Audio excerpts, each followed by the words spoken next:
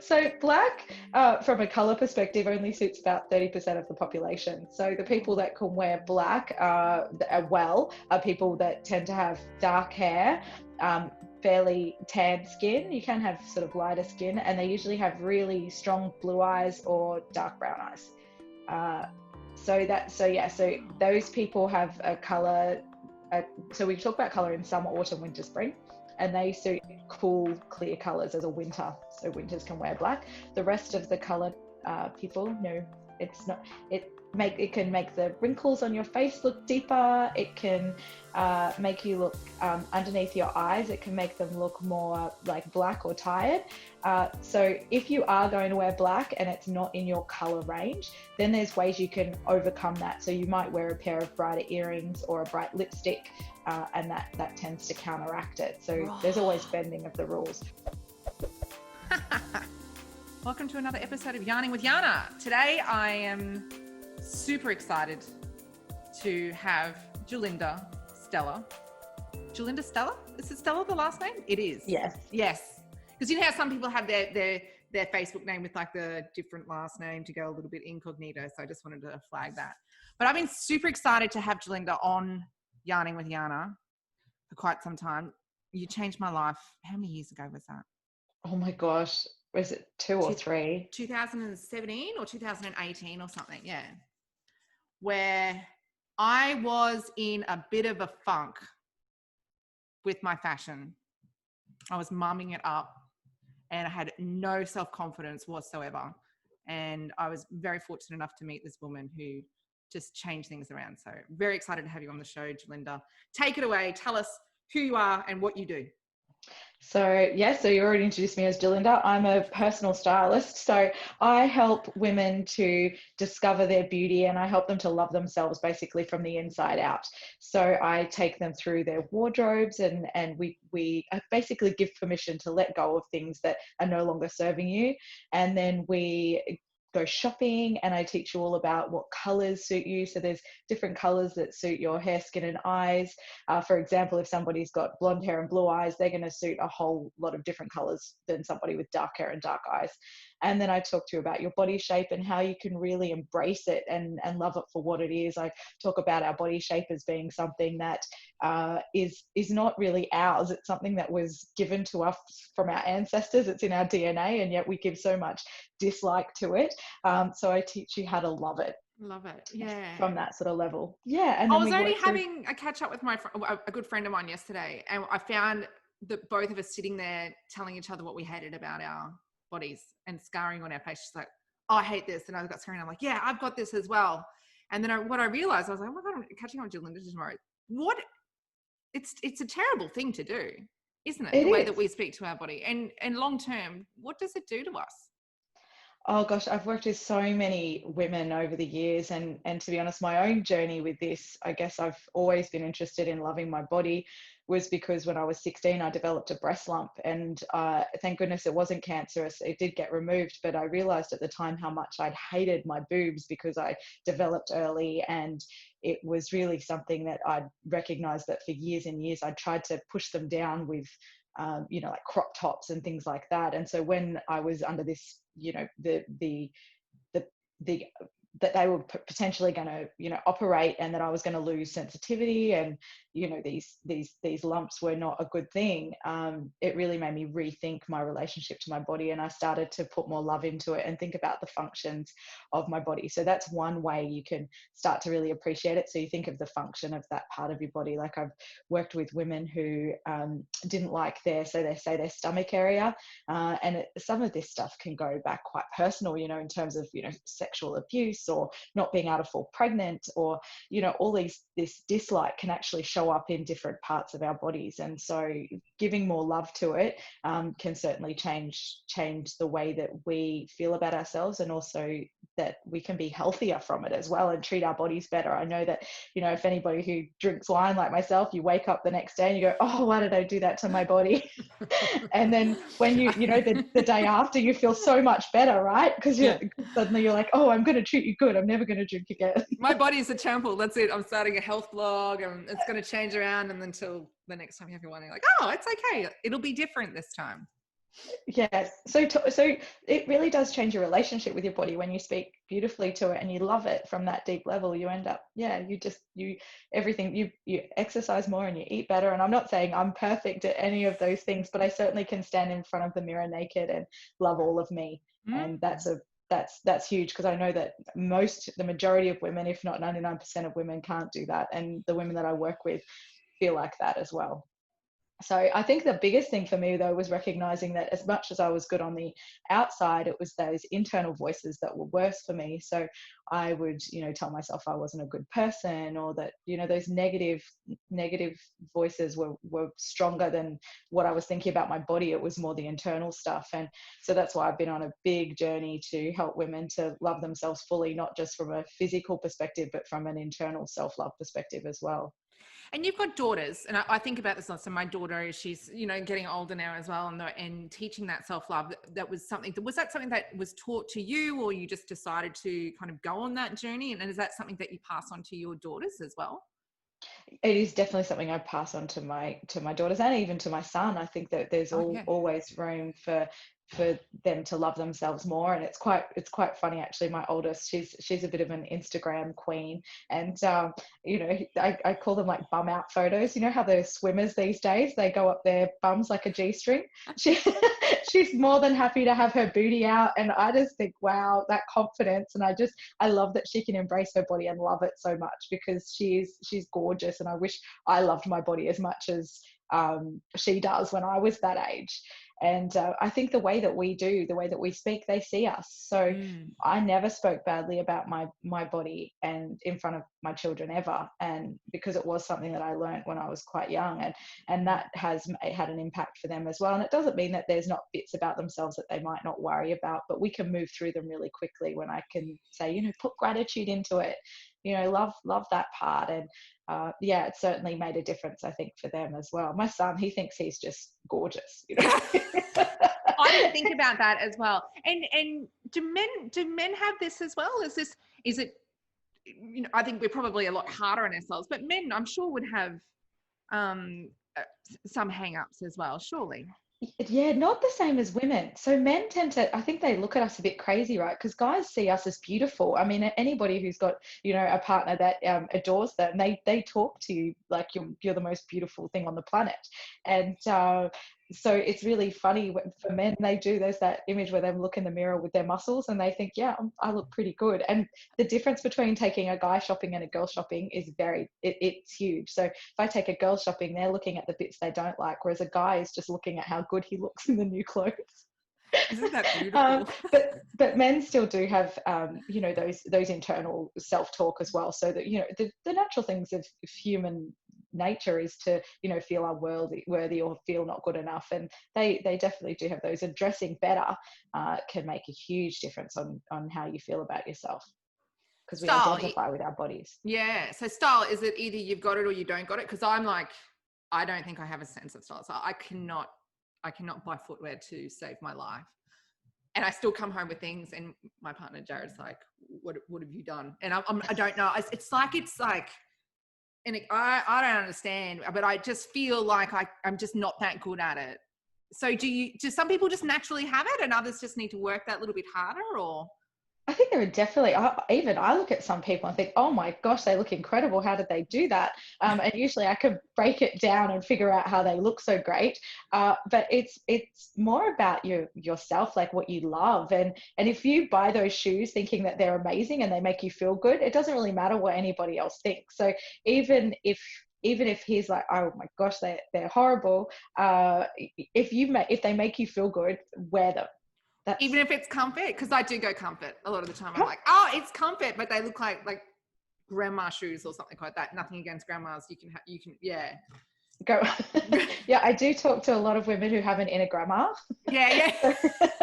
And I'm like, there's an inner nana or an inner, I call it like an inner mum. And so they end up in mumsy type clothes. And so what I think the idea is that comfort is definitely important. And I think especially if you've got any health concerns, sometimes you don't want to end up, I know a client of mine can only wear high heels now because she wore high heels for so long. She actually shortened a part in her foot. And so she has to always wear wedges even at home. It's created. Wow. Yes. So comfort is important. So I always say go for what is comfortable, especially if you've got bunions or something. Don't make it worse Don't make it by worse. wearing uncomfortable shoes. Black. I love black. I will just wear black, and look, I'm in all black today. So, Let's talk about black. Black, yes. And I think as a photographer, it's really interesting because if you're doing a shoot and you're like, oh yeah, bring a selection of clothes, and they just shot with like 4 lots of black. You're like, that's not what I meant. This is black. This is dark black. This is light black. So black, from a color perspective, only suits about 30% of the population. So the people that can wear black are people that tend to have dark hair, fairly tan skin. You can have sort of lighter skin, and they usually have really strong blue eyes or dark brown eyes. So those people have a color. So we talk about color in summer, autumn, winter, spring. And they suit cool, clear colors as a winter. So winters can wear black. The rest of the color people, no, it's not. It can make the wrinkles on your face look deeper. It can make you look underneath your eyes. It can make them look more like black or tired. So if you are going to wear black and it's not in your color range, then there's ways you can overcome that. So you might wear a pair of brighter earrings or a bright lipstick, and that tends to counteract it. So there's always bending of the rules. Also wearing it more away from your face. So if you're wearing something that's strapless or something that's off the shoulder or in a V-neck, obviously it's not as close to your face, so you're not having that reflection of the color near your skin. I never knew that.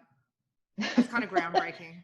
You were not listening clearly when I told you this. You're like, don't tell me not to wear black. That's like everything's black. So dark hair, tan skin, blue eyes. Yeah, or brown eyes. Brown eyes. Wow. So black's not my color. No, but you can do like a dark charcoal, or like I said, you can bend the rules. So the fact you've got earring, like at the moment I can see you, and so you've got these gorgeous silver, what are they? They're lightning bolt. Yes, earrings, which are fabulous. So that will kind of break up the black. Right. So jazz it up with some big bold earrings. Yeah. So family portraits, I had some done the other week, and I messaged you and I was like, oh my God, do you have any blogs on family portraits on what to wear? And I know from experience from photographing family portraits is mums have huge hang-ups about their bodies and decide that they put these things off until they think that they're in a better, I guess, looking better or something like that. And it just delays, capturing the kids at that age, and sometimes they're never actually getting around to it. What would you, and then also having my own family portraits the other way, I found it difficult to think of putting everyone together in something that's similar, because I might be creative, but I don't have the style to pull everything together. So what tips can you have for, say, mums out there who are delaying it, not thinking that they're good enough to do it yet? And how do you pull a family together in colours? Great. So the first thing when you're thinking about delaying photos, I would say to remember that time where you thought that you were bigger than like what you were, and you look back at that photo and you go, oh, damn it, I was skinny then. Everyone has one of those, right? So you look back when you were like 20 or something, and you think, if you look at the photo, you go, oh, wow, I thought I was so big, but I was so slim. So if you think about what weight you are now, it's perfect for what you are. You've had children, embrace the body that you have. It's a memory of a point in time, and whether or not you've got weight on or off has no reflection. The kids are not going to be thinking about what weight you were. The kids are just so excited to be in a photo with mum and dad and whoever else you're having in the photo. That's really what the kids are more excited to be part of that. And if you've got that, embracing that and not worried about so much your weight or your body at that time. Plus the photographer has so many tricks up their sleeves. And Jannah, I know after, working with yourself, and you can move people into a position and you look like you've lost 10 kilos. So really when you're getting those home photos and you're looking at yourself, it's not the same as having a professional take your photo, because they do know the right angles for you to be on, and can definitely, plus you can shove the kids right in front of you, so you're at the back. And at the end of the day, there's always Photoshop. There's always Photoshop. That's right. So really, the photos I've gotten back when I've been with my kids, oh my gosh, I treasure them forever. And I often look at the photos and go, did you Photoshop that? Or did you do something? It's not. It's just that my perception of myself is different to what other people can see. And so don't delay photos. I mean, it'd be beautiful if you can have photos, you know, through the years that you can look back on and see where you were at that time. And yeah, it's not who we are. It's just a memory. And I think that's really important. And bad fashion. If we didn't do double denim back in the day, how would double denim even be a thing to look back on? Exactly. And that's also part of it too. So when you think about what you're wearing, one of the biggest, I guess for me, like banes, I'm like, no, why do they do that? The white shirts and jeans, it kills me. Like it was so popular though. Oh. I mean, I wonder what, you know, in 20 years, looking back on photos that we do today, you know, once everyone goes out and does their family portraits, what sort of cringing moments we'll have, like, oh wow, how was that a thing? Why was that a thing? So the only reason I would say do the jeans and the white shirts is if you're trying to replicate one of those 90s shots as a bit of fun.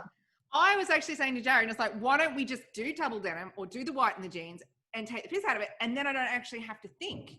I don't have to think about it then. And if it is just purely a piss take, then it's sorted. I don't have to try and find everything to go together. Yes, and I think you're right. And I think that was why people did it, because it was just so simple and easy to do. So when it comes to coordinating the outfits, I guess you want to think of a few things. So number one, you want everyone to be comfortable in whatever it is they're wearing, because if you're, so you want to think about the weather, where you are, the location as well, because if it's going to be different if you're indoors or outdoors. So thinking about, you know, if it's in the middle of summer, don't wear a jacket. Like, you're just going to be sweating and it's going to be uncomfortable if you're outside in the middle of summer in the hot sun. So definitely think about the location and the weather at the time. And also the comfort in terms of if you're going to wear a skirt or a dress and you're out on the beach, it's going to be windy. So that might be a consideration as well, especially, you know, if you've got little kids and their skirts end up over their heads, because they're not going to be focused on keeping their dresses down. So definitely think about the fit of the clothing as well, depending on where you are. Another thing when it comes to color coordination is you kind of want to pick a color theme. Now, if you think of like painting your house, you wouldn't kind of put a, you know, like a bright blue with a, I don't know, I'm trying to think of a really bad color combination. It's hard for me because I always think of good ones. So I can pull some out. Yeah. So like brown and blue or something, you know, like if you're going to put together colors that are really going to clash, you can look on, you know, just do a quick Google search about color palettes. And so you might go for, you know, a summer type color palette or a winter type color palette or whatever it might be that you feel is good for your, you know, the theme of what you're looking for. And that way you can start to make sure those colors go together, the color combination, like you would in a house or a paint swatch, that kind of thing. And then the other thing to be conscious of, especially for the photographer as well, is the pattern. So if you've got 4 people in a photo and everyone's in pattern, it can be quite distracting. So I would stick to 1 or 2 people wearing a print or a pattern. And if you're going to have someone in black, just only have one person in black and the rest of you. So if you really are like, that's it, I have to wear black, it's slimming, then try and make sure everyone else is wearing color. And also be yourselves. Like I think the other thing we do when we go for photos, and I remember there was that time where people would go for those glamour portraits, and they would go and get their makeup, the perm, they'd get a full face of makeup and their hair all teased, and they looked nothing like who they were. So if you are going to go and get your hair and makeup done, which can make you feel more confident for a shoot, just make sure it's supernatural and how you would normally wear your makeup to a certain degree. And otherwise you just don't look like yourself, and it's hanging on the wall and people go, who's that? That's a really good point, because they were really popular. It was probably around the double denim time as well. Yeah, it was that frosted glass, and then like anything that sparkled had that big like star on it. Remember, like if you had like some jewelry, and then they have the, I don't know, I can't remember what lens that was. They would put the star on. So think about what your personality is as well. So if you're somebody that's a really classic dresser and you sort of, you know, you like red and black or, you know, stripes or whatever it might be, stick with that. Don't suddenly go and wear like a frilly lace dress, because it's just so you're not going to feel comfortable. You're not going to feel like yourself, and then the photos are going to come back and you'll be saying, oh, it doesn't look like me, not in a good way, you know. Yeah. When So you don't feel comfortable, when you don't feel comfortable on something, or say you see someone that and is like, you know what, that's not sitting right, or it doesn't suit you. How do you have that conversation with someone? well, usually they've come to me to find that out, so that's a good thing. So I can be more honest. Usually Should friends be honest with friends? I think to a certain degree, if you're saying it with love and kindness, it's a big difference between saying, you know, oh my gosh, that looks hideous on you. What were you thinking? And the person says, I really love this dress. I just bought it. Yeah. Like, I think there's a difference between being supportive and being truthful at the same time. I mean, just because something's not something you would like doesn't mean it's not something they would like. So I usually inquire. I would say, how do you feel about this piece? Or what is it what drew you towards buying this or purchasing this? Usually when it doesn't suit them, they usually say something to me like, oh, the girl in the shop told me it was good, or my mum bought it for me, or a friend gave it to me, it was donated. So it's usually not something they would normally choose, because the stuff that we go towards usually suits us. It's just these other influences that we've had that can pull us away from what works. So yeah, and I am very honest with people, because it's good to know. And then you find your style, and that you'll find the way that I help people shop is by helping them find what they don't like, and then we narrow in on what they do. So if you're looking at a piece, I always say to people that say, like yourself, that say, I don't even know what my style is, but if I said to you, well, I'm going to put you in pink lace, you go, oh no, but it's definitely not that. Nope. Not today, yes. Satan. Yep. Yes, but if I said, oh, we'll go and find you some really cute, funky, smiley face earrings, you might go, oh yeah, I could do that.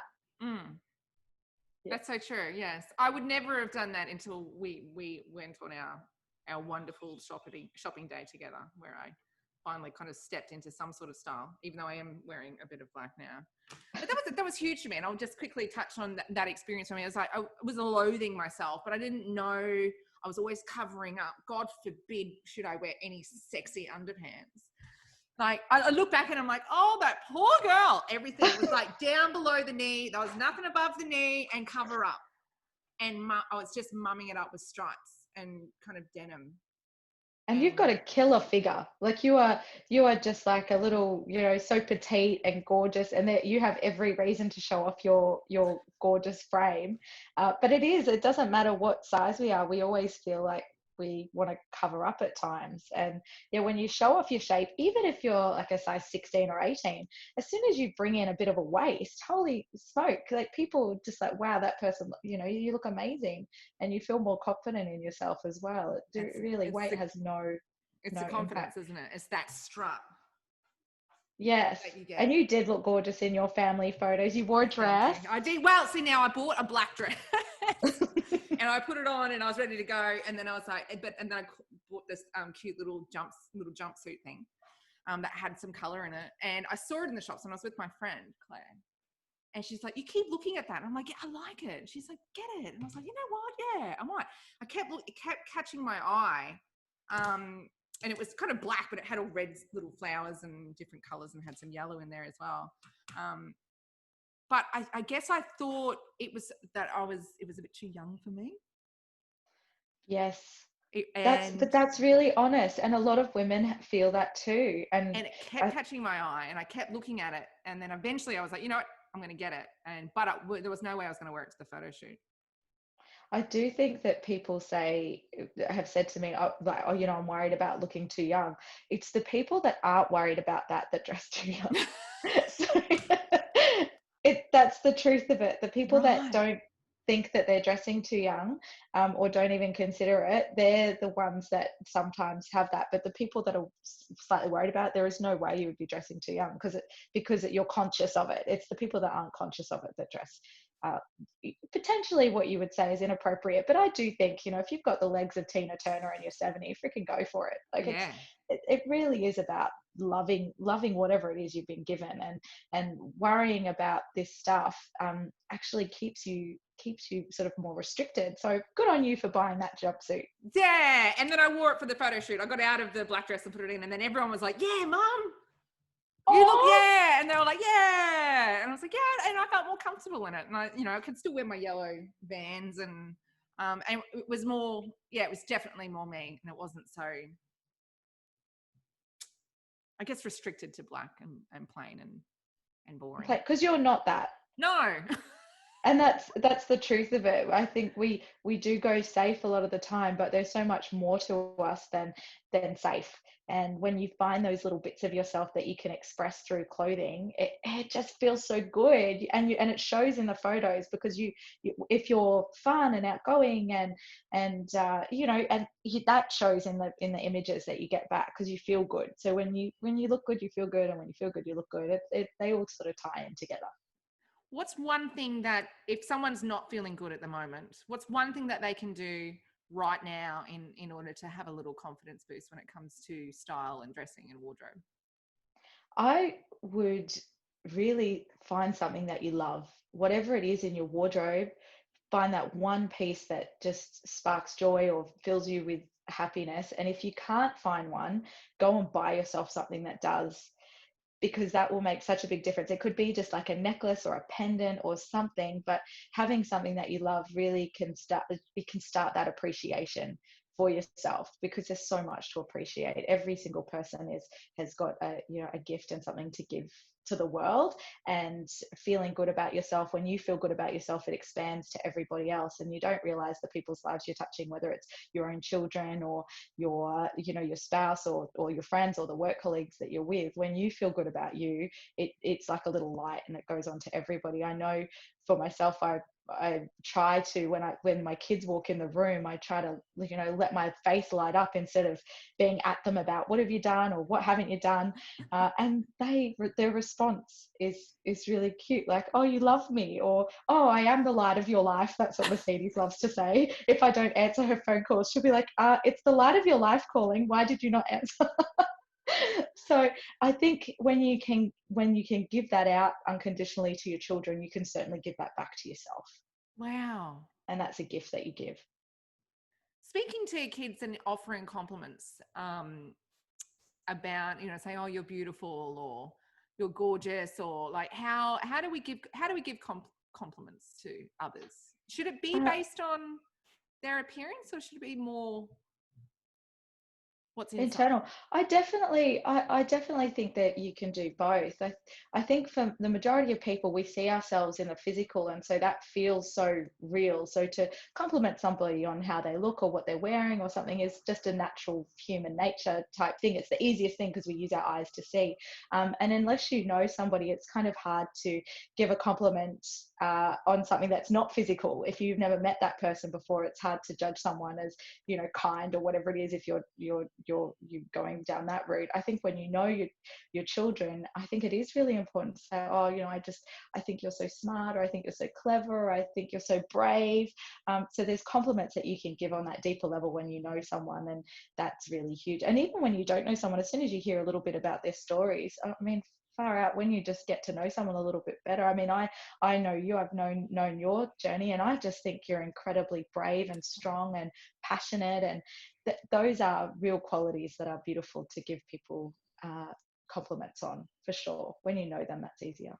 How do you take a compliment? Because you just gave me a compliment then, and I get all like, yeah, let's stop it.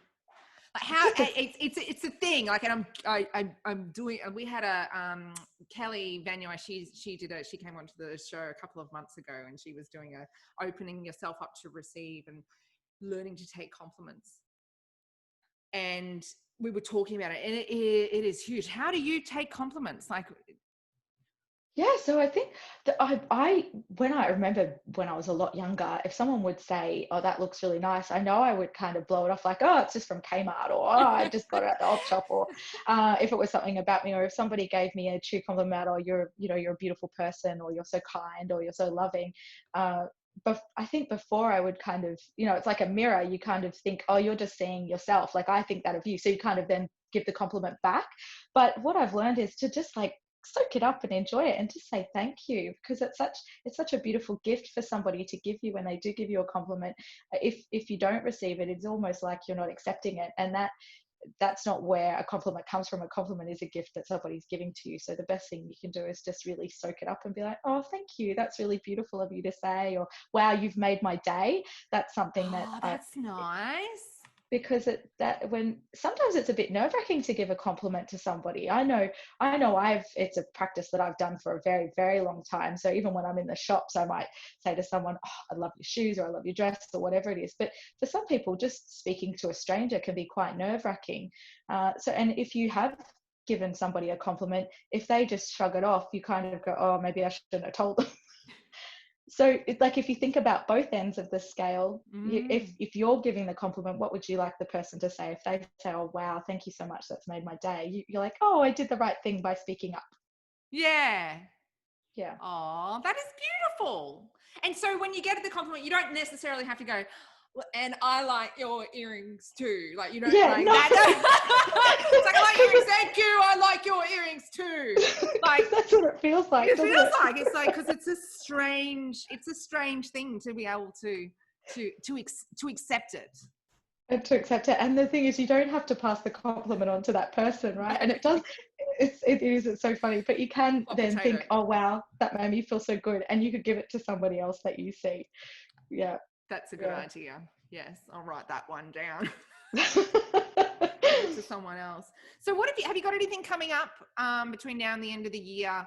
Because you do online workshops, you have a Facebook community as well. Have you got anything coming up? I do. So each month, on the second Saturday of each month, I do a webinar and I talk about all self-love topics. So last month we had an astrologer. This month I actually have a psychic coming on, which is very exciting. So it's kind of, I guess it's a little bit like hippie, or a bit of a spiritual way to uncover, what works for you and your modality. But I interview people that are just incredible, to hear their stories and how they sort of got into that particular modality of work, and then how they're helping other people, because I think that's part of our journey, is to give back what we've been given. And so so it's just uncovering that. But I am working on an e-course which I'm hoping will be out by December. So it's called The Internal Wardrobe, and it's really about uncovering like that self-love, but also going through your wardrobe, cleaning it out, and what to replace it with. So it's a the whole thing. It's like a complete package of a wardrobe. Beautiful. And you also do the personalized shopping as well, that one-on-one experience where you come to the house and you help people strip their wardrobe and then go shopping.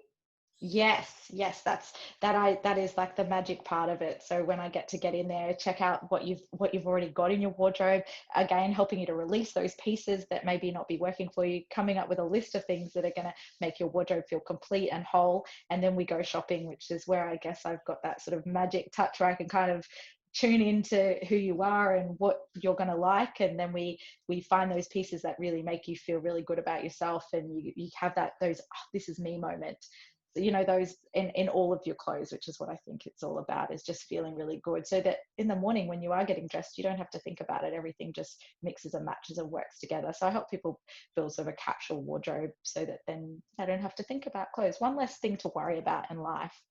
Yeah. You don't have the mental load of what am I going to wear today. Working from home has made it a little bit easier, I will admit. Oh, I wear pajamas all day sometimes. It's brilliant working from home. Silver linings of COVID. Yes.